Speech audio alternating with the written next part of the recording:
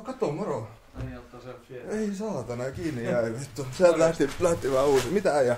Ei mitään. Kiva nähdä. Mitä sä toit mulle oikein? Mä toin sulle tämmösen aina kun vieraissa käydään. Niin... Aina kun vieraissa käydään, niin aina kun vieraissa käydään, niin kuuluu hyvin tapoihin tuoda. Jumalauta. Teknokymin pussia. Sait Teknokymin treenikassia ja vielä vähän tuote. Vähän tuotteita kanssa lähtee. Ei, kiitoksia. Mitäs äijälle kuuluu? Sä oot Kuosikymin omistaja, jumalauta. Kyllä. Tää on meikäläisen kämpä. Miten sä tänne pääsit vittu? Niin no se on, kato vanhaa. Se on vanhasta muistista. Ei kai. Joo, hyvin menee Ja siis ei mitään. On ollut aika kiireistä. Aika kiireistä sulla. Joo, mä oon ihan loppu. Mä tulin taas suoraan duunista tänne. Joo. Hei, kiva kiitos kun kutsuit. Joo, tai oikeastaan en kyllä kutsunut, kun sä tulit Tomi Lavaimella, mutta kiva kun tulit paikalle. Pääsit yllättämään. Mä ajattelin, että mä vaan tuun. Mitäs Kuosikymin tapahtuu just nykyään, kun sä oot niin kiireinen? Mitä siellä tehdään? Kerro nyt vittu jengi, kuka mä oon. niin. Hei, tämähän Sakke on paikalla, eli Kuosikymin omistaja. Sakari, kyllä. Sakke on täällä meillä tänään, ilmestyi juuri äsken paikalle. Ja... Mitäs Sakke, mitä siellä Kuosikymin tapahtuu, kun sä oot niin kiireinen? Siellä treenataan kovaa ja niin, nyt ollaan totta kai ensimmäinen vuosi on nyt taputeltu ja niin, hyvin ollaan saatu jengiä paikalle ja mä oon tyytyväinen. En täysin tyytyväinen, koska se lopettaisi kehityksen, mutta siis hyvin on mennyt. Kiireinen on ollut, oikeastaan sanotaan näin, että kiireinen 2 vuotta. Joo, ja nyt on reilu vuosi ollut sali auki ja vuoden sitä tehtiin ensin remonttiin 1,5 kuukaudessa ja niin siinä preesale-vaiheet ja kaikki, että hyvin on lähtenyt homma rokkaa. Ja mahtavaa kuulla. Kuosista tulee mieleen jotenkin semmoinen nuorekas sali, että siellä on hyvä niin kuin ilmapiiri. Ja just se on vähän niin kuin semmoinen jotenkin yhteisö enemmän, eikö se ole? Joo, just niin. Se on niin kuin ihan... yhteisö.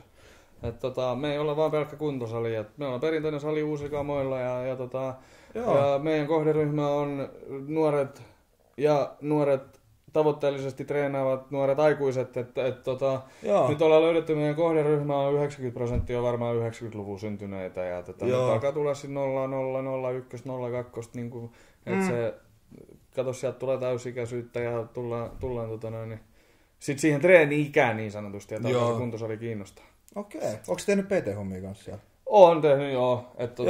Mä oon oikeastaan ottanut itse omaksi osa-alueekseni suurimmaksi osaksi nämä elämäntapamuutosvalmennukset ja tämmöiset näin, että kun mulla on siitä oma lähtö on tapahtunut niin kuin kuntosali oikeastaan silloin, että mulla oli lätkätaustaa niin ollaan reenattu SM-tasoa sun muuta ja sit se jäi. Syöminen jäi päälle, vedettiin fajan tykö makaronilaatikko tyhjäksi ja sitten mentiin mun tykö vetää pullapussi tyhjäksi. Eli sulla on kokemus tuosta hommasta itsekin, niin sä oot itse tehnyt sen elämäntapamuutoksen kanssa. Niin. Joo, mites Kuosikymmin sitten? Onko se siis se on pari vuotta ollut pystys jo, mutta onko siinä, mä kuulin jostain lisenssistä kanssa viime aikoina.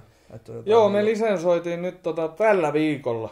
Itse asiassa niin tuli julki meidän kuntosalilisenssi, eli me myydään emoyhtiö, tämä osakeyhtiö, mikä mulla on Sahosalit Oy, myy sitten lisenssiä, eli niin haetaan yrittäjiä, persoonallisia yrittäjiä, justiinsa niin kuin, kenellä on kiinnostus lähteä tälle alalle toteuttaa jotain uutta. Okei, joo, siistiä.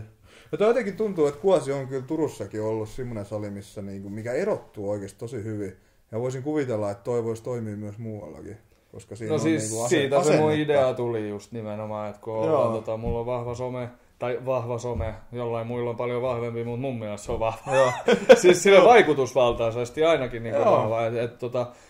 Siis tosi moni on niin kuin sanonut, että olisi hyvä lähteä monistaan ja että niin tämmöisiä paikkoja puuttuu paljon. Että me ollaan semmoinen futuristinen, moderni, vähän semmoinen illalla pikkusen baarimainen ja päivisissä on sitten kun valo pääsee sisään, niin se on vähän semmoinen raffikellari. Että aika urbaaniin tyyliin tehdään uutta juttua. Just näin. Miten sulla pysyy pakka kasas, kun sulla on näin paljon kaikkea hyvää? No niin, mulla on perhe, mulla on toi työ. Sitten on vapaa-aika, totta kai omat treenit sun muuta. Nyt oli toi olkapäävamma ja sitten nyt on oma painotasa vähän noussut ja sitten valmennukset siihen kylkeen ja nyt on lisenssihomma ja sitä ollaan tosissaan sparrattu jo jonkun aikaa. Et niinku kyllä on, että mulla on niinku, sanotaan näin, että mulla on todella vahva vaimo Ilman, se on siellä kaiken takana. Niin, tai ei ole vielä vaimo, mutta vaimoke. Tuleva vaimo. Niin, tuleva vaimo. Että ilman kaiken takana on nainen, niin kuin Matti ja Teppo joskus sanoi. Se pitää paikkaa, se pitää miehen tiellä kuitenkin loppujen lopuksi. Näin, että ei ilman perhettä en mä olisi mitään, tai ilman Marianne mä en olisi mitään. Tuo on tosi arvokasta kyllä. Että sulla siis on, kyllä, ehdottomasti. Eli onko nyt viime ajat ollut sit, sulla on niinku tasapainottelu että sä yrität laittaa bisneksiä eteenpäin, sit sulla on tuo oma kunto prokkistossa, ja sit sä oot kuitenkin niinku nyt 2 vuoden ajan kasvanut sisään tähän yrittäjyyteen enää. Mikä on ollut kaikkein hankalinta yrittäjyydessä sun mielestä? Stressin hallinta. Joo. Siis mä saatan olla välillä ihan... No sä tiedät, mä oon positiivinen, mä oon iloinen ihminen. Sä oot mun salilla töissä, niin sä näet mua niinku tosi paljon ja varsinkin työn merkeissä. Et niinku, mä yritän aina olla ystävällinen, kiltti ja niinku semmonen. Mut sit välillä mä huomaan kotoa, että sit kun kantaa ne duunit sinne kotiin ja siinä on just ne kolme ja sit nyt, nyt on enää 1 koira, kun joutui toisen lopettaa, mutta ei mennä siihen, mutta niin se on se arki on semmoinen, ja sit kun sä tuut sieltä, sulla on joku homma mielessä, ja niin varsinkin mä oon semmoinen, että kun mulla ei ole raha tärkeä, mutta mä stressaan siitä hirveästi. Sit yrittäjällä se on niin kuin todella vaikea niin kuin jättää ne duunit niin sanotusti sinne työtoimistolle, ja sit kyllä. Duunari se on helppo. Se on ihan totta, kun mäkin olen niin pienyrittäjänä tehnyt hommia PT-nä, mutta mä silti pystyn samastumaan tuohon ajatukseen, että sä joudut koko ajan jatkuvasti miettimään tulevaa. Niin, sä teet treeniohjelmia, iltaisia ja kaikki, mihin sä saat sen väliin, milloin sä teet sen rahan. Just näin.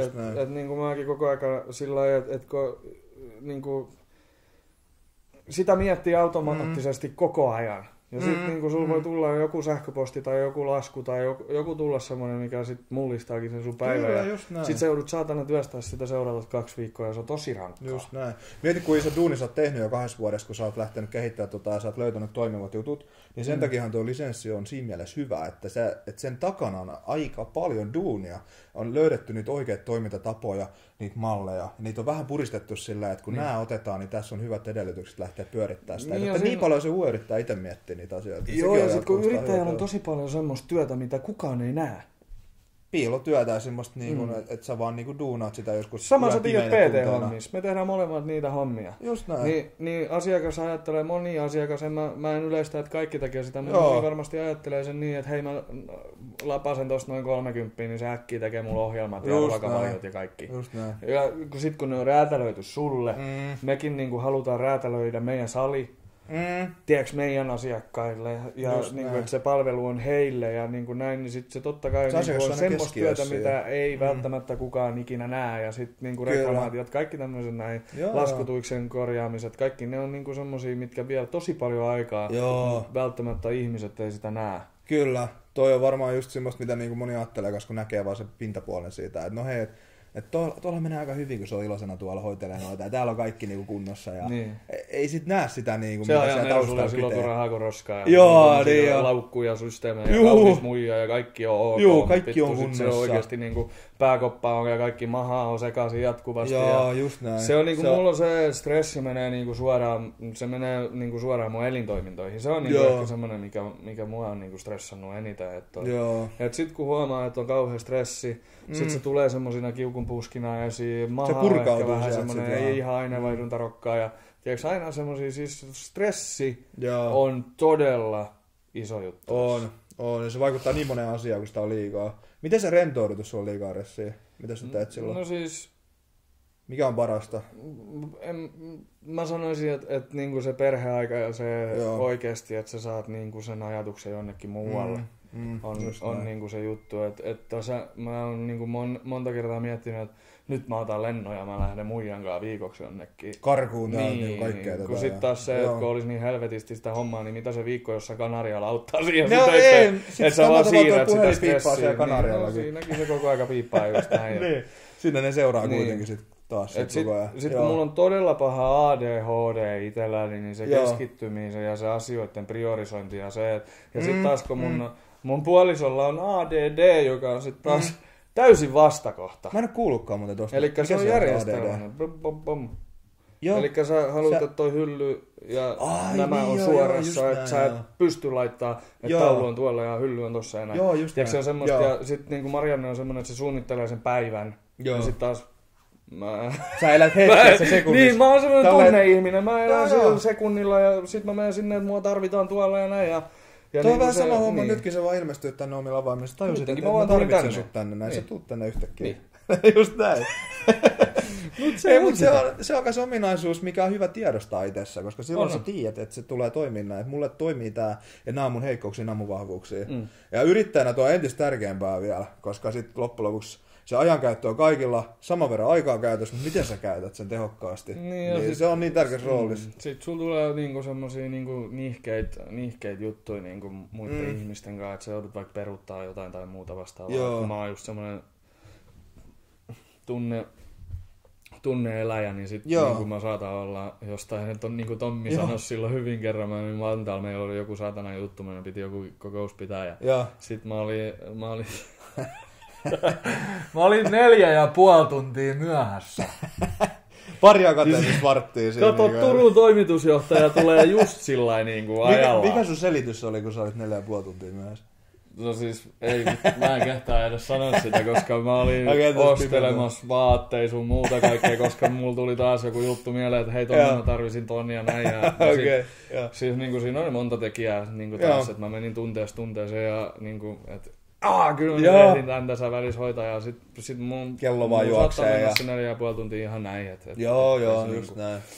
Sitten tuottaa jonnekin someen jotain ja kuvaa niitä juttuja ja omia paskoja sinne, niin sit se... Mutta eikö toi hyvä toi yrittäjyys sen takia just, että kun sulla on toi, että jos sä haluat tehdä vähän eri asioita, sulla on hirveän vapaus tää. No siis säkin olet aikaisemmin jossain duunariammatissa, niin ei siinä ihan samalla tavalla lähty. Pääasiassa mulla oli niinku hyvin pitkälti semmonen, että 6 piti olla työmaalla ja sit mä ajoin autoa, että se saattoi olla niinku semmoistakin, että lähti joku vuoro alkaa jo 4 aamulla. Sitten lähdetään 3:30 töihin ja sit siitä vedetään se aamupuki ja mennään pariksi tunniksi nukkuu himaan ja sitten taas töihin.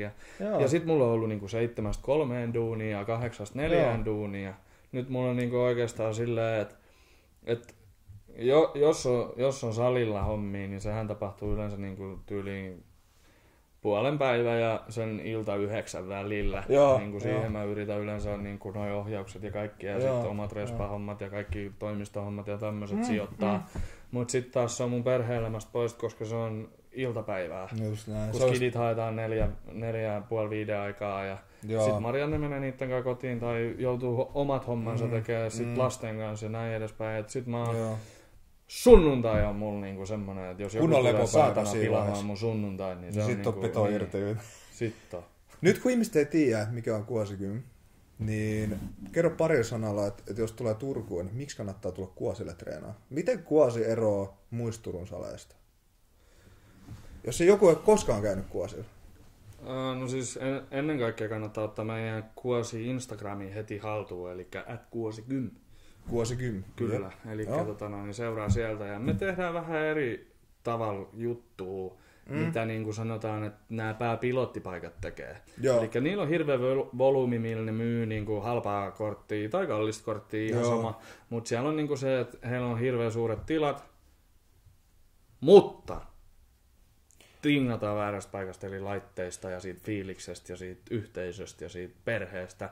Ja unohdetaan se perinteinen kuntosali, mitä nyt se on niin kuin nykyään sitä, että 9,90 sullehan myydään jollain mummopappakuvalla, niin kuin pikkuhymyllä myydään niin kuin vuoden diili johonkin kuntokeskukseen, joka on semmoinen 2 kertaa viikossa tapahtuva kiva sosiaalinen tapahtuma ja taas mennään punaista, mulla menee tunteisinta homma, koska se ei niin ole sitä, mitä se ei ole se, mitä me ollaan ja sit ihmiset vertaa meidän hintatasoa vaikka ja meidän gamoja ja systeemeitä ja meidän tiloja niihin paikkoihin, koska meidän paikka on Kuosikym, siellä jengi vetää itsensä oikeasti niin kuin Kuosiin, siellä meillä käy tosi paljon nuorta treenaajaa, me ollaan löydetty meidän kohderyhmä, jos oot nuori, ehdottomasti kun tulee Turkuun, kannattaa tulla Kuosiin, sä näet jotain uutta, sä koet jotain uutta, se fiilis on ihan eri, mitä se on niin muualla. Meillä ei katsota ketään kierroa, meillä on kaikki tervetulleita taustoista riippumatta. Meillä treenaa kisaajia, vapaaottelijoita, ylipainoisia, ei koskaan treenattuja, alipainoisia, ihan kaikki saa tulla. Ja sitten taas se, että meillä on uudet hienot teknologiset laitteet, siellä on kosketusnäytöt, kaikki systeemit, niin kuin sä voit polkea fillaria ja katsoa Netflixiä samaan aikaan ja niin tämmöisiä hienoja juttuja, mitä ei sitten taas muualla välttämättä pääse. Joo, ja mun oma mielipide on kyllä Kuosista se, että... Ja sitten siellä voi tavata meikäläisen, jos mä oon siellä silloin paikalla. Respasta löytyy. Ja jollei löydy Respasta, niin siellähän löytyy semmoinen ovi siitä Respan takaa, jossa on vielä erillinen huone. Siihen voi mennä koputtaa sille. Joo, siitä voi tulla omilla avaimilla sinne. Niin, silleen kun meillä on tapana. Niin, ja tosta tulee mieleen, niin jotain asiaa on, ei muuta kuin sinne vaan sit siinä vaiheessa. Kuosista tulee mun mielestä mieleen, niin kun mä tulin ekan kerran sinne, niin tää on nuorekas sali, koska täällä on nuorta porukkaa töissä. Puhuttiin asioista suoraan, eikä silleen, mä en nyt halua mainita jotain kuntosaliketjuja, mutta kun sä meet, niin sä saat sen samanlaista palvelua, mitä sä saat jostain ihan... Mistä taas on se on hotellirespa, mihin sä ajuton ja mauton. Just näin. Ajuton ja mauton. No ja sit sut jätetään sinne pyörimään ja ketään helvettiikään enää kiinnosta, mitä sä sieltä teet, että osakseen. Kunhan sä oot maksanut sisään. Niin. Se raha on saatu. Sitten sä kysyy, että miten laitet käytetään, niin se sanoo se mimmi siinä respa, se maksaa 15 €, niin hän kertoo. Joo, just näin. Saat 10 minuuttia aikaa, niin mä tuun näyttää. Tai sit se, että kun mä kävin yhdellä nimellä mainitsemattomalla kuntosalilla, koska totta kai kun mä oon Kuosi-omistaja, kun mä treenaan Kuosilla, niin enkä mä nyt mitenkään niin kuin sillä lailla sano, mutta se, että sit kun haluaisi sen luurit päähän tuntiveksi, kaikki vetää se oma reeni, niin mä ajattelin, että mä haen johonkin toiseen kuntosaliin kortin, menin siihen tiskille, niin multa olisi otettu 160 € ennen kuin mä oon vielä kuntosalin puolella. No ja, avainmaksut, liittymismaksut, joku hoitomaksu ja sitten ensimmäinen kuukausi ja sitten se lämmäsee vielä 12 kuukautta määräaikaista siihen. Ja enhän mä tiedä, että käykö mä siellä vuoden treenaamassa vai en, että kun ihmisiä saa olla, niin se on se mikä mun mielestä, niin kuin, anteeksi mä käytän semmoista sanaa, mutta nussiitan industrian on just noi ison volyymin paikat, jotka myy halvalla sitä korttia, ne on unohtanut sen perinteisen kuntokeskuksen meiningit ja kaikki. Et se on niinku semmoista, että siellä vertaillaan, että kenellä on hienoimmat Nikit sun muut päällä. Mutta tiedätkö mikä siinä on hyvä puoli? Ja sitten ihmiset on vaan rahaa. Niin, kun jengi käy siellä, ne tajuu sen, että tää ei ole ehkä se mun juttu. Mä maksan tosta aika vähän, mutta mä en saa hirveästi mitään. Täällä on ruuhkaa koko ajan, laitteet eivät ole hirveän hyviä. Ja se ilmapiirikin on huono. Se ei ole mun juttu, sen takia mä sanon noit putiikkisaleiksi. Eli meillä on 350 neliön tila. Joo. Sitten sanotaan näin, että Turussa on yksi semmoinen tosi iso kuntokeskus, missä on niin meitä vertaillaan näihin paikkoihin. Totta kai meitä verrataan näihin paikkoihin, tai mun paikkaa verrataan johonkin yli 2000 neliön keskukseen, missä on siellä on sisäpyöräilyradat ja kaikki, ja spinningit ja ryhmäliikuntatilat ja kaikki, kun meillä ei ole mitään semmoista. Niin siellä voi olla vajaa 400 neliöä se kuntosalipuoli. Joo. Ja niin mikä on sama kuin meillä? Meillä on pukkarit, meillä on sali. Just näin. Ja loppujen lopuksi ei sitten tarvitse hirveästi mitään erikoisuuksia. Jos sä haluat treenaa kovaa, niin sä haluat, että siellä on hyvä fiilis, hyvä tunnelma, porukka on semmoista vähän niin kuin yhteisöä. Ja sä saat henkilökohtaista palvelua, se on nykyään se juttu oikeasti. Joo. Jos sä menet ravintolaan, niin jos ajatellaan, että sä menet ravintolaan ja sä et saa henkilökohtaista palvelua, millainen olo sulla tulee siitä? Just sen, että sä oot osa sitä massaa vaan. Niin. Sä oot vaan niinku rahaa. Tärkeä. Sä oot vaan rahaa sinne. Ei ketään kiinnosta. Joo, ja sitten Kuosi täytyy nähdä sen takia kans, koska siellä on, tai siis ei puhuta turkulaisista, vaan myös täytyy nähdä sen takia, että illalla se on vähän niin kuin sellainen klubimainen. Joo. Jotkut on sanonut, että kivat pornovalot täällä. Mutta siis se on se, missä se magic tapahtuu, tiiäks. Siellä on niinku illalla se on semmoinen pimeä kellari, missä on, tiiäks, niinku, siellä on ledit ja spotit ja kaikki, ja siellä on hyvä flexaa, ja sitten taas päivällä, kun sinne pääsee vähän päivänvaloa, siellä hiukan näkyy, että seinissä on jotain jälkiä, tiiäkö, näin, ja siellä on ne spraymaalaukset ja näin, niin sitten se on vähän semmoinen, mutta sitten kuitenkin kaikille. Just näin. Et se on siitä hieno, miten se elää, tiiäks. Päivän mittaa erilainen. Just näin, että jos sä menet aamulla päivääkin reenaan, niin se on vähän erilainen fiilis, koska menet joskus ilta myöhään. Joo, todellakin. Jengi valitsee sillä, jotkut menee tarkoituksella aamulla, jotkut tulee tarkoituksella illan reenaan. Aika kiireinen hommi riittää näin, mutta se on hyvä kuulla, että kuitenkin on olemassa myös noita stressin lievityskeinoja, että sä pystyt pitämään kaikki kasassa ja näin. Me voitaisiin jossain vaiheessa mennä kuvaa sinne Kuosille kyllä reeneikin. Me käytiin itse asiassa Tonin kanssa. Joo, todellakin otetaan reeniä. Otetaan jossain vaiheessa joku reeni. Tehdään vaikka sillä, että mun mielestä se voisi olla hyvin, kun Toni viimeksi päätti reeniä, niin sä voisit päättää meidän joku reeni. Saat vetää sen, mä voisin vetää meidän reeni. Joo. Mennään testaa näitä, että Kuosin parhaat laitteet, ottaa oikein kunnon setit siellä. Siinä tapauksessa me otetaan jalkareeni. Sori vaan, mutta me otetaan jalkareeni. Olis me saatu paketin, missä on berbelissä ja vähän muuta, mitä mussuttaa. Tuliks viestiä, että äijän pitää lähteä vai? Joo, mä menen Pakko jatkaa joulupukkina matkaa. Se on tätä justi. Joo. Nyt täytyy mennä kotiin. Yrittäjäarki on just tämmöistä. Joo, se on daddy vuoro. Daddy life. Daddy joutuu jatkamaan matkaa. Vähäksi aikaa pääs sohvalle istua ja rentoutumaan. Kiva kun pääsit tulla kuitenkin. Hei. Siisti kuulla vähän miten menee. Ja... Todellakin. Ja otetaan vaikka... Meillä on Kuosillakin oma YouTube-kanava, niin voitaisiin ottaa sinnekin jotain ja näin ja otetaan se reeni. Todellakin, jauhetaan lisää siellä Kuosin sohvalla sitten ottaa Pop! Palataan tästä näin. Hyvä. Yes. Thanks, man. Sets and reps, and they train by the numbers. That's beginning bodybuilding. An advanced bodybuilder expresses themselves from within. It's the innate creation that affects your body. Like we were just saying, it's about the emotion, the way you feel, the music, the power, the bar, the shoes. You create it, and your energy changes the body.